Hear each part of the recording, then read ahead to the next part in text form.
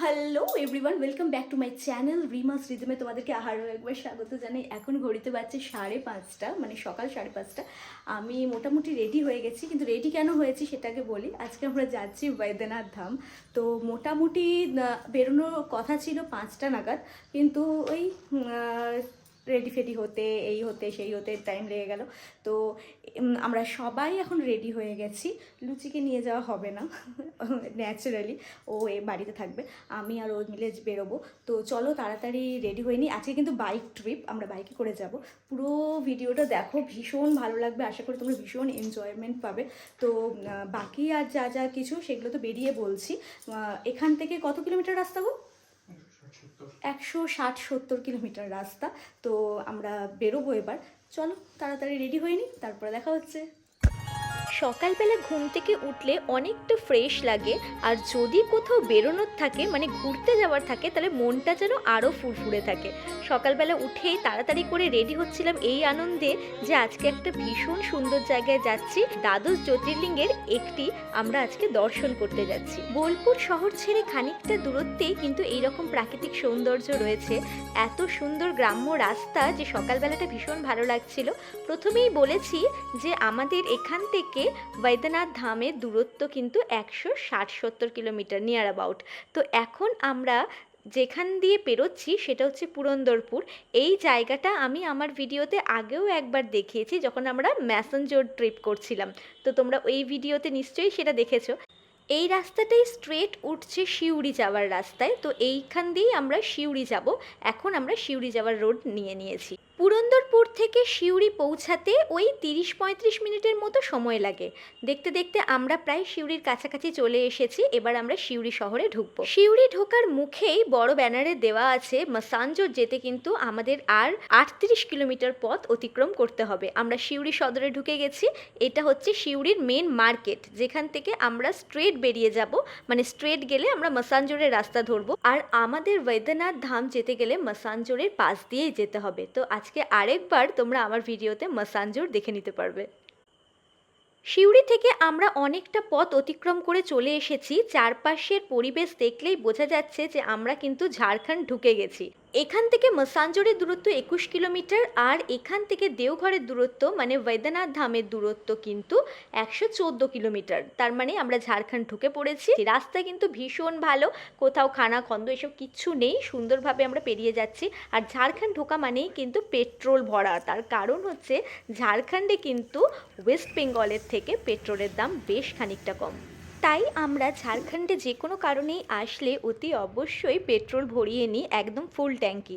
তো যাই হোক, সেই অনুযায়ী আমরা এবারেও ট্যাঙ্কি ভরে তেল ভরে নিলাম। চলো, কথা বলতে বলতে তোমাদের কাছে একটা প্রশ্ন রাখি। এই যে নদীটা আমরা এখন পার হচ্ছি, তোমরা কেউ কি বলতে পারবে এই নদীটার নাম কি? যদি জেনে থাকো তাহলে অবশ্যই আমাকে কমেন্ট করে জানাও। প্রায় 3-4 কিলোমিটার পথ আমরা ক্রস করে চলে এসেছি। এখান থেকে মাসাঞ্জোর হচ্ছে 12 কিলোমিটার দূরত্বে, আর দেওঘর যেটা আমাদের ডেস্টিনেশন সেটা হচ্ছে 107-8 কি 9 কিলোমিটার দূরত্বে। এখন আমরা যে জায়গাটাতে উপস্থিত হয়েছি সেটা একটা 3 মাথার মোড়ের মতো। বাঁদিকের এই রাস্তাটি ধরলেও বাসুকিনাথ পৌঁছানো যায়।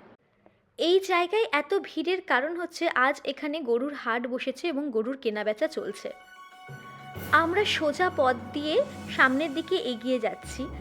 আর যে রাস্তা দিয়ে আমরা এত স্মুথলি বাইক চালিয়ে যাচ্ছি না, আজ থেকে মাত্র 30-40 বছর আগেও কিন্তু সিনারিওটা এরম ছিল না। এর পুরো এলাকাটাই তখন রাজত্ব করত বিহার ঝাড়খণ্ডের কুখ্যাত সব ডাকাত দল, রবিনহুড ডাকাত। দেওঘর রুটের এক বিখ্যাত গল্প হলো, এখানে এমন কিছু ডাকাত ছিল যারা বড় লোকদের লুট করত কিন্তু গরিব বা তীর্থযাত্রীদের সাহায্য করত। যত বেলা বাড়ছে, সূর্য প্রখর হচ্ছে, এখন সকাল অনেকটাই, তবুও কুয়াশা কাটিয়ে দূরে দেখো পাহাড় দেখা যাচ্ছে। পাহাড় যেন চারিদিকে এই ঝাড়খণ্ডকে মুড়ে রেখেছে। সামনেই সুন্দর গাছপালায় ঘেরা রাস্তা, আর আমরা এগিয়ে যাচ্ছি দেওঘরের দিকে। এই রাস্তায় একটা ছোট্ট মন্দির বা জায়গা পড়বে, যেটাকে অনেকে ডাকাতিয়া ধাম বা ওই জাতীয় কিছু নামে চেনে। আগেকার দিনে ডাকাতরা ডাকাতি করতে যাওয়ার আগে এখানে পুজো দিত, আর এখনকার দিনে লরি ড্রাইভার বা বাইকাররা এই রাস্তা দিয়ে যাওয়ার সময় বর্ডার পার হওয়ার আগে বা জঙ্গলের মুখে 1 টাকার কয়েন ছুঁড়ে মানত করে যাতে রাস্তা নির্বিঘ্নে কাটে। যাই হোক, আমরাও ঠিক সেই সংকল্প করেই সামনের দিকে এগিয়ে যাচ্ছি। অনেক ভয়ঙ্কর স্মৃতিচারণা তো হলো, এবারে কিছু রোম্যান্টিক কথাও বলা যাক। এককালে শরৎচন্দ্র চট্টোপাধ্যায় থেকে শুরু করে বহু বিখ্যাত বাঙালি সাহিত্যিক এই দেওঘর শিমুলিয়াতলা অঞ্চলে এসে মাসের পর মাস থাকতেন সেরফ হাওয়া বদল করতে। এখানকার জল হাওয়া নাকি এত ভালো ছিল যে পেটের রোগ পর্যন্ত সেরে যেত। কথা বলতে বলতে আমরা মাসাঞ্জোর পৌঁছে গেছি। এখানে লেখা আছে ওয়েলকাম টু মাসাঞ্জোর। যদিও আমরা মাসাঞ্জোর কভার করব না যাওয়ার সময়, তার কারণ আমরা এমনিতেই টু লেট, আমাদের আজকেই ফিরে আসতে হবে, তাই জন্য আমরা যতটা তাড়াতাড়ি সম্ভব টেনে সামনের দিকে এগিয়ে যেতে চাইছি। ওয়েদার ধীরে ধীরে খারাপ হচ্ছে, বেরোবার সময় দেখেছিলাম যে আজকে বৃষ্টি হওয়ার সম্ভাবনা আছে 11:30 12টা করে, তাই যতটা সম্ভব টেনে আমরা 10টার মধ্যে ঢুকে যেতে চাইছি। এখন যে জায়গায় দাঁড়িয়ে আছি সেই জায়গায় ডান দিকে গেলেই বাসুকীনাথ মন্দির, আর এখন স্ট্রেট গেলে আমরা যাচ্ছি দেওঘর, সেখানে পৌঁছাবো। আর কিছুক্ষণের রাস্তা, এখান থেকে আর 40 কিলোমিটার, খুব তাড়াতাড়ি পৌঁছানোর চেষ্টা করছি। সেটার কারণ একটাই যে বৃষ্টি নামার সম্ভাবনা আছে, ওয়েদার আপডেট সেটাই বলছে। আর সত্যি আকাশ ঘন কালো মেঘে ছেয়ে গেছে, কতক্ষণের মধ্যে পৌঁছাতে পারবো জানি না, তবে বাইক ট্রিপ সব থেকে সুন্দর ট্রিপ। চারিদিকে খোলা প্রকৃতি, কখনো মেঘাচ্ছন্ন আকাশ, কখনো রোদ ঝলমলে আকাশ, কখনো ঝোড়ো হাওয়া দিচ্ছে, মানে ভীষণ সুন্দর, না আসলে বিশ্বাস করার মতো নয়। আর কিছুক্ষণের রাস্তা, তার মধ্যেই আমরা পৌঁছে যাব আমাদের ডেস্টিনেশনে। স্ট্রেট রাস্তা দিয়ে যাচ্ছি। ঝাড়খণ্ড হচ্ছে সব থেকে সুন্দর প্রাকৃতিক সৌন্দর্যের জন্য, না আসলে বিশ্বাস করা যায় না। এবারে যে কথাটা মেন সেটা বলি, এই যে বড় বড় ফ্লাইওভারগুলো দেখা যাচ্ছে, এইগুলোর কিন্তু সবগুলোতেই কাজ চলছে। এইগুলো যদি তৈরি হয়ে যায় তাহলে পৌঁছাতে আরও তাড়াতাড়ি, আরও সময় কম লাগবে। আমরা প্রতিটা ফ্লাইওভার ডাইভারশন নিয়ে নিয়ে যাচ্ছি, কারণ প্রতিটা ফ্লাইওভারেই কাজ চলছে। তাহলে আমাদের যে সময় লাগছে তার থেকে অনেক কম সময় লাগবে। প্রতিটা ফ্লাইওভার দেখে দেখে পেরোতে হচ্ছে, কারণ কিছু করার নেই, একদিকে আটকানো আর নিচ দিয়ে সাইড কেটে যেতে হচ্ছে। আমরা যত কাছাকাছি আসছি তত প্যারার দোকান শুরু হয়েছে, দু পাশারি জুড়ে প্যারার দোকান। এই প্রসঙ্গে একটা অ্যাওয়ারনেস দিয়ে রাখি যে রাস্তার ধারে বিশেষত যেগুলো ঝকঝকে সাজানো দোকান, সেই দোকানগুলো দেখে একদমই বিভ্রান্ত হবেন না, কারণ যেখানে কাঁচের বাক্সে খুব সুন্দর করে হলুদ বা গাঢ় খয়েরি রঙের প্যারা সাজিয়ে রাখা থাকে, সেই প্যারাগুলো কিন্তু জৌলসের আড়ালে সঠিক বা ন্যায্য মূল্যের নাও হতে পারে। ভেজাল বা বাসি প্যারা থেকে কিন্তু অবশ্যই সাবধানে থাকবেন। এখানে প্রচুর প্যারার দোকান। একদম সঠিক স্বাদের যদি অভিজ্ঞতা পেতে চান তাহলে বলে রাখি, ঘোড়ামারা নামে একটা জায়গা আছে, সেটা দেওঘর থেকে প্রায় 15-16 কিলোমিটার দূরে অবস্থিত, বাসুকীনাথ যাওয়ার রাস্তায় পড়ে একটি ছোট্ট জায়গা। সেখানে বলা হয় যে প্যারার আসল জন্মস্থান। এখানকার প্যারা সম্পূর্ণ খাঁটি, দুধের ক্ষীর দিয়ে তৈরি হয়, এতে কোনো রকম কৃত্রিম রং বা অতিরিক্ত কেমিক্যাল থাকে না। আর দেওঘর শহরের ভিতরেই যদি ভালো প্যারা কিনতে চান তাহলে জায়গার নাম বলি টাওয়ার চক, সেখানে বেশ কিছু নামি দামি দোকান আছে, যেমন ঝুনঝুনওয়ালার প্যারা, বাবা বৈজনাথ পেড়া ভান্ডার, এগুলো থেকে কিন্তু প্যারা কিনতে পারেন। এখানের প্যারা মোটামুটি ভালো হয়। আসলে এই দেওঘর জায়গাটি এমন, যেটা নিয়ে প্রতিটা বাঙালিরই একটি নস্টালজিয়া কাজ করে। এককালে জানেন বাঙালির হাওয়া বদলের জায়গা বলা হতো এই দেওঘরকে। এখন আমরা স্পষ্ট ত্রিকুট পর্বত দেখতে পাচ্ছি। এখানে সবচেয়ে প্রচলিত কাহিনীটি রামায়ণের লঙ্কার রাজা রাবণকে কেন্দ্র করে আছে। লঙ্কাধিপতি রাবণ ছিলেন শিবের পরম ভক্ত। রাবণের কঠোর তপস্যায় শিব সন্তুষ্ট হন এবং তাকে একটি শিবলিঙ্গ প্রদান করে লঙ্কায় নিয়ে যাওয়ার অনুমতি দেন। তবে মহাদেব একটি শর্তও জুড়ে দেন, লঙ্কায় পৌঁছানোর আগে এই লিঙ্গটি যেখানেই মাটিতে রাখা হবে তিনি সেইখানে স্থায়ীভাবে স্থাপিত হয়ে যাবেন, আর তাকে সরানো যাবে না। রাবণ শিবলিঙ্গ নিয়ে লঙ্কার উদ্দেশ্যে রওনা হলেন, কিন্তু দেবতারা চিন্তায় পড়লেন রাবণ যদি এই লিঙ্গ লঙ্কায় স্থাপন করতে পারেন তবে তিনি অমর এবং অপরাজেয় হয়ে উঠবেন। দেবতারা তখন বরুণ দেবতাকে অনুরোধ করেন রাবণের পেটে প্রবেশ করতে। এর ফলে যাত্রাপথে দেওঘরের কাছে এসে রাবণের তীব্র মূত্রত্যাগ বা লঘু শঙ্কার বেগ তৈরি হয়। ঠিক সেই সময়ে ছদ্মবেশে ভগবান বিষ্ণু এক বৈজু নামক গোয়ালার রূপ ধরেন এবং সেখানে উপস্থিত হন। রাবণ নিরুপায় হয়ে লিঙ্গটি কিছুক্ষণের জন্য সেই গোয়ালার হাতে ধরে রাখতে দিয়ে নিজের কাজ সারতে যান, কিন্তু শিবলিঙ্গের ওজন এত বেশি ছিল যে বৈজু সেটি আর ধরে রাখতে না পেরে মাটিতে নামিয়ে রাখেন। রাবণ ফিরে এসে দেখেন শিবলিঙ্গটি মাটিতেই শক্ত হয়ে বসে আছে। তিনি অত্যন্ত চেষ্টা করেও সেটি তুলতে পারলেন না। রাগের মাথায় তিনি আঙ্গুল দিয়ে লিঙ্গটিকে মাটির নিচে চেপে দেন। যেহেতু মহাদেব বৈদ্য হিসেবে রাবণের কাটা মাথা জুড়ে জীবন দান করেছিলেন এবং বৈজু গোয়ালার হাত দিয়ে এটি স্থাপিত হয়েছিল, তাই এই ক্ষেত্রে নাম হয় বৈদ্যনাথ ধাম বা বদ্রীনাথ ধাম। যাই হোক, কথা বলতে বলতে আমরা প্রায় পৌঁছেই গেছি। এখান থেকে দেওঘর আর মাত্র 10 কিলোমিটার।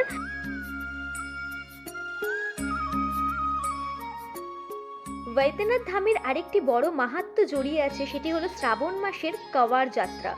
লোকবিশ্বাস অনুযায়ী ত্রেতা যুগে ভগবান শ্রী রামচন্দ্র প্রথমে কাঁধের বাঁকে জল নিয়ে সুলতানগঞ্জ থেকে হেঁটে এসে বাবা বৈদ্যনাথকে জল অর্পণ করেছিলেন। অন্য এক মতে সমুদ্র মন্থনের সময় যখন বিষ উঠেছিল তখন মহাদেব সেই বিষ নিজ কণ্ঠে ধারণ করে নীলকণ্ঠ হন। বিষের এই তীব্র জ্বালা শান্ত করার জন্য পরম ভক্ত রাবণ সুলতানগঞ্জের উত্তর বাহিনী গঙ্গা থেকে জল এনে বাবার মাথায় ঢেলেছিলেন। সেই ধারা মেনেই আজও প্রতি বছর শ্রাবণ মাসে লক্ষ লক্ষ ভক্ত বিহারের সুলতানগঞ্জ থেকে গঙ্গার জল নিয়ে প্রায় 105 কিলোমিটার পথ খালি পায়ে হেঁটে দেওঘরে এসে বাবা বৈদ্যনাথ ধামে জল ঢালেন। পৌঁছানোর পর কোথায় গাড়ি রাখবো সেটা ভাবছিলাম, তা করতেই পান্ডারা এসে ধরতে শুরু করে দিয়েছে পুজো দেওয়ানোর জন্য। আমরা কোনোভাবেই সেখানে ওনাদেরকে ইন্সপায়ার করলাম না, আমরা সামনের দিকে এগিয়ে যাচ্ছি। গাড়ি রাখার জন্য পুলিশের কাছ থেকে হেল্প নিলাম এবং সেখানে ওনারাই বললেন যে ওখানে গাড়ি রাখার ব্যবস্থা আছে সামনে, তো আমরা সেখানে গিয়ে গাড়ি রাখছি। আর এই যে সিঁড়িটা উঠে গেছে এটা হচ্ছে জেনারেলে লাইন দেওয়ার জন্য সিঁড়ি। তো আমরা এখান থেকে ঠাকুরের জিনিসপত্র কিনবো, তারপরে এগিয়ে যাব। আমরা পৌঁছে গেছি। আমাদের সময় লাগলো 4 ঘন্টা, কিন্তু আমরা খুব সুন্দরভাবে পৌঁছেছি। হাইওয়েগুলো যদি চলতো তাহলে আরও আগে পৌঁছাতাম। এখন মন্দিরে ঢোকার এটাই রাস্তা। আমরা এখান থেকে স্ট্রেট যাব, গিয়ে একটু ঠাকুরের পুজোর কিছু জিনিসপত্র কিনবো, তারপরে মন্দিরের ভিতরে যাব। তো চলো সামনের দিকে এগোই আর দেখো কি কি হচ্ছে। साहस से समुद्र की तरफ बहती है, वैसे ही मेरा जीवन भी सहजता से अपने लक्ष्य और समृद्धि की तरफ बढ़ता जा रहा है।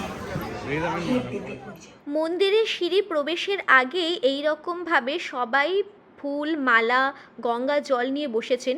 বিশেষ যে প্রচুর দাম তা নয়, যেরকম দাম হওয়া উচিত সেরকমই দাম। গঙ্গা জলগুলো 20 টাকা, 40 টাকা এবং 50 টাকা করে মানে প্যাকেট পাওয়া যাচ্ছে। আর ফুলের মালা ওই 20-30 টাকার মতো করে। আর অপোজিটে আছে পেড়ার দোকান, সেখানে ফুলের সমস্ত জিনিসপত্র বা মন্দিরে দেওয়ার যা জিনিসপত্র সমস্তই ওরা প্যাকিং করে দিচ্ছে।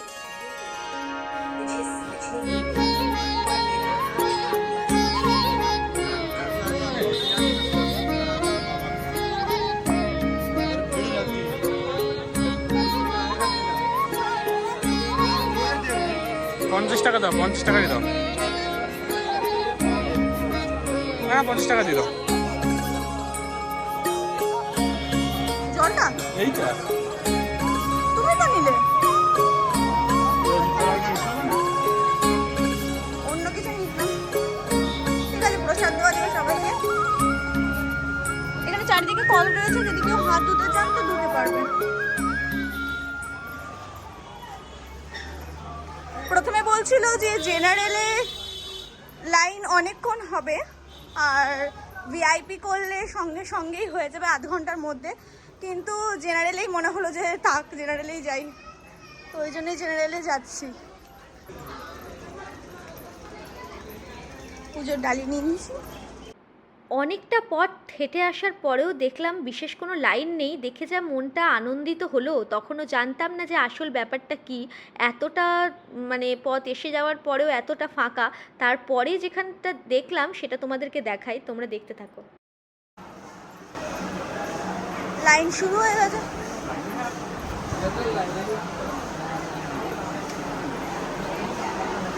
লাইনে দাঁড়িয়ে পড়েছি। লাইনে যখন দাঁড়িয়েছিলাম তখন অনেককে বলতে শুনছিলাম যে এই লাইনটা 4:30-5টার মধ্যে কমপ্লিট হয়ে যাবে। মানে আমরা যেখানে দাঁড়িয়ে আছি সেখান থেকে মহাদেবের মন্দির অবধি পৌঁছাতে 4:30-5টা লেগেই যাবে। শুনে তো আমি হতবাক। আমরা লাইনে দাঁড়িয়ে পড়েছি, প্রসাদে সমস্ত কিছু নিয়ে নিয়েছি ব্যাগের মধ্যে।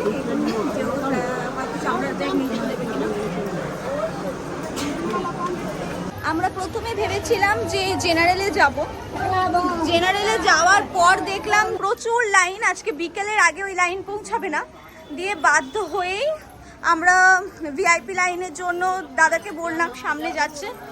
তো আমাদের ভিআইপি যারা হবে না, কারণ আজকে আমরা ব্যাক করে যাব আর অনেক কিছু দেখবারও আছে, তাড়াতাড়ি দর্শন হয়ে গেলে দেখা করে নিতে পারবো। সমস্ত না হলেও কিছুটা হলেও দেখতে পাবো, তো তাই জন্য তো এখন যাচ্ছি, দাদার সামনে আমাদের নিয়ে যাচ্ছে, আমরা আবার ব্যাক করে এদিকে আসছি, মানে যেদিকে গেছিলাম ঠিক তার উল্টো দিকে। এদিকে রোড আর ওই দিক দিয়ে বোধহয় ভিতর দিকে দর্শন হবে। তো চলো যাই, ভিতর দিয়ে যাচ্ছি।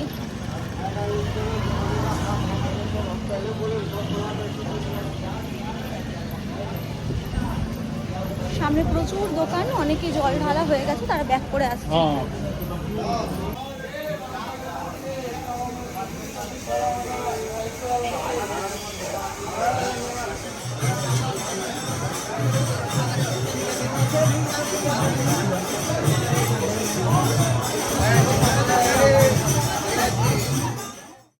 আমরা যেইটা দিয়ে ঢুকলাম সেটা হচ্ছে মন্দিরের মেন এন্ট্রান্স। আগে এখান দিয়ে ঢুকতে হতো। যিনি আমাদের দর্শন করাবেন তিনি এখানে নিয়ে এসছেন এবং সামনে আমরা কাউন্টারের ওখানে দেখলাম শীঘ্র দর্শন কুপন কাউন্টার। পার হেড 300 টাকা করে পে করতে হবে। 300 টাকা করে আমরা যদি পে করি তাহলে ওরা একটা টিকিট দেবে, ভিআইপি টিকিট। এই টিকিটটার মাধ্যমে আমরা ভিতরে এন্ট্রি নিতে পারবো। এক্সট্রা করে স্পেশাল চার্জ কিছু লাগছে না, যা বোর্ডে লেখা আছে পণ্ডিতজি সেই টাকাই ডিম্যান্ড করেছেন এবং সেটাই ওখানে পে করতে হবে, আর সেখান থেকে আমরা কুপন পাবো। পণ্ডিতজি নিজে থেকে নিজের কোনো কিছু কমিশন বা কিচ্ছু নেননি, উনি বলেই দিলেন যে 300 টাকা করে পে করুন, তবে আপনি ওই কুপন পাবেন আর তারপরে আমরা ঢুকতে পারবো। তো যাই হোক, আমরা পে করে দিয়েছি, এবার আমরা এন্ট্রি নিলাম আর ভিতর দিকে এখন আমরা সামনে কয়েকটা মানে পরপর লাইন আছে, রো করে করে তারপরে ঢোকা, দেখতেই পাচ্ছেন আপনারা। তো এই ভিতর দিয়ে স্ট্রেট গেলে খানিকটা মানে রাউন্ড করার পর আমরা মেন মন্দিরের ভিতরে ঢুকবো। মানে আমাদের যেমন মেট্রো স্টেশনে যেমন কার্ড হয় ওরকম একটা কার্ড দিচ্ছে, যেই কার্ডটা দিয়ে এন্ট্রি পাস, মানে ওই কার্ডটা টাচ করলে মানে স্ক্যান করলে গেটটা খুলে যাচ্ছে, সেটা দিয়ে ঢোকা যায়। যেহেতু ওখানে ভিডিও করা যাবে না তাই করতে পারলাম না, ভিতরে এসে বলছি। এবার আমরা স্ট্রেট যাব,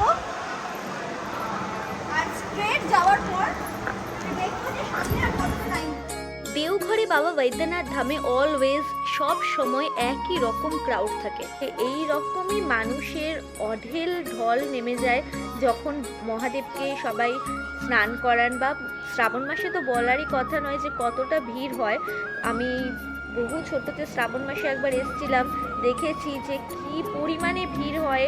সকাল থেকে লাইন দিলে সেই দিন হয়তো অনেক রাতে লাইন পাওয়া যায়। মূল গর্ভগৃহের ছবি তোলা নিষেধ, তাই আমরা যখন মহাদেব দর্শন করেছি তখন ছবি তুলতে পারিনি বা কোনো রকম ভিডিও করতে পারিনি। আমরা মন্দির দর্শন করে বেরিয়ে আসলাম, গর্ভগৃহ দর্শন করেছি, খুব ভালো দর্শন হয়েছে, ভীষণ ভালো মহাদেবকে দর্শন করেছি। বৈদ্যনাথ ধাম শুধু একটি জ্যোতির্লিঙ্গই নয়, এটি একটি অত্যন্ত জাগ্রত শক্তিপীঠও। এটিকে হৃদপীঠ বলা হয়। পৌরাণিক কাহিনী অনুসারে দক্ষ যজ্ঞে সতী দেহত্যাগ করার পর ভগবান শিব তার মৃতদেহ কাঁধে নিয়ে তাণ্ডব ও নৃত্য শুরু করেছিলেন। বিশ্ব ব্রহ্মাণ্ডকে ধ্বংসের হাত থেকে রক্ষা করতে ভগবান বিষ্ণু তার সুদর্শন চক্র দিয়ে সতীর দেহ খণ্ড বিখণ্ড করে দেন, সেটা আমরা সবাই জানি। মনে করা হয় মাতা সতীর হৃৎপিণ্ডটি এই দেওঘরের মাটিতে এসে পড়েছিল। এই কারণে এখানে মা পার্বতী জয় দুর্গা নামে পরিচিত, যেই মন্দির আমরা এখন দর্শন করতে যাচ্ছি। সাধারণত জ্যোতির্লিঙ্গ এবং শক্তিপীঠ আলাদা আলাদা স্থানে থাকে, কিন্তু দেওঘরই একমাত্র প্রাঙ্গণ যেখানে শিব ও শক্তি পাশাপাশি অবস্থান করে। শিবলিঙ্গ ও পার্বতী মন্দিরের চূড়া একটি রেশমি লাল সুতো দ্বারা বা কবন্ধ দিয়ে বাঁধা থাকে, যা শিব ও শক্তির অটুট মিলনের প্রতীক। আপনারা কি জানেন বৈদ্যনাথ ধামকে কামনা লিঙ্গ বলা হয়ে থাকে, কারণ ভক্তরা বিশ্বাস করেন যে এখানে এসে শুদ্ধ মনে বাবা ভোলেনাথের কাছে যা চাওয়া হয় তিনি সেই কামনাই পূরণ করেন। আমরা শিব ও শক্তি দুই পীঠ দর্শন করলাম, এবারে বেরিয়ে এসে একটু প্রসাদ কিনবো, বলেছিলাম প্যাড়া কিনবো, তো সেই প্যাড়া কেনার জন্যই এক জায়গায় ফোন করি এবং তারা বলে দেয় যে এখান থেকেই প্যাড়া সব থেকে ভালো হবে। তারা ফটো পাঠিয়েছে, সেটাই মোবাইলে দেখছিলাম, সেই দোকানেই আমরা এসে উপস্থিত হই এবং প্যাড়া খেয়ে দেখি, ভীষণ ভালো। अब जो ही भी हम लोगों को दिखा रहे हैं वही चीज देंगे ना, ये वाला सही है। 400 টাকা কিলো, 1 किलो में कितना होगा देखो। 500 টাকা মানে তো না না 400 টা ভালো লাগে। আর চিরা দিয়ে দিয়েছে।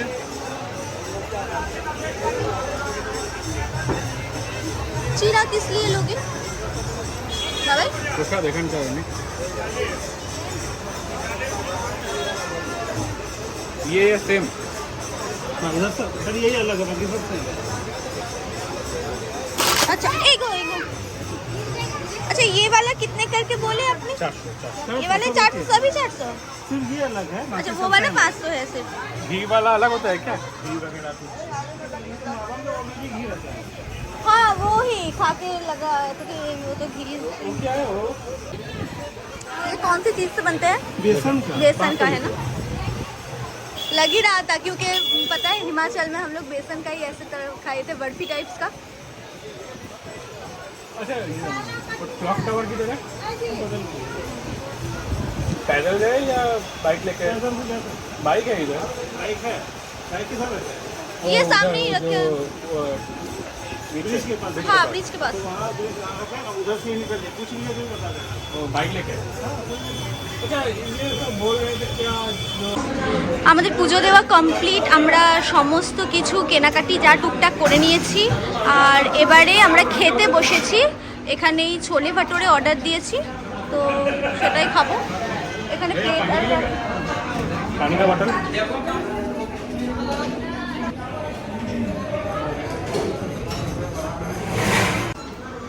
আমি পুরোটা পারবো না টিফিন করার পর বেরিয়ে এসে বাইরে এত গরম বুঝতেই পারছেন এই সময়টাতে ঝাড়খণ্ড এলাকায় প্রচণ্ড গরম হয় আমরা আখের রস খেলাম ঠান্ডা আখের রস যেটা না খেয়ে থাকতে পারছিলাম না তো আখের রস খাওয়ার পর আমরা আস্তে আস্তে রওনা দিলাম আমাদের মন্দির দর্শন এবং পেট পূজা দুটোই হয়ে গেছে এরপরে আমরা আস্তে আস্তে রওনা দেবো বাসুকীনাথ ধামের দিকে কারণ আমাদের হাতে সময় খুব কম এবং আজকেই ফিরে যেতে হবে তাই যতটুকু কভার করা যায় সেইটা আমরা কভার করব একটা ভিডিওতে সম্পূর্ণটা দেখানো সম্ভব নয় তাই এইটা ফার্স্ট পার্টে রাখলাম সেকেন্ড পার্টে আসছে বাসুকীনাথ ধাম তার সাথে তপবন তো তোমরা দেখতে থাকো আর এই ভিডিওটা ভালো লাগলে অবশ্যই লাইক শেয়ার কমেন্ট করতে ভুলো না নেক্সট পার্টের রিমাইন্ডার সবার আগে তোমাদের কাছে পৌঁছাতে হলে কি করতে হবে তোমরা খুব ভালো করে জানো চ্যানেলটা সাবস্ক্রাইব করতে হবে আর বেল বাটনটা ক্লিক করে দিতে হবে আমাদের হয়ে গেছে এবার আমরা বাসুকীনাথের দিকে এগোবো আচ্ছা ও বলছে এখন নয়লাক্ষা মন্দির আমরা আগে যাব তারপর বাসুকীনাথ সকলে খুব ভালো থেকো সুস্থ থেকো আর হর হর মহাদেব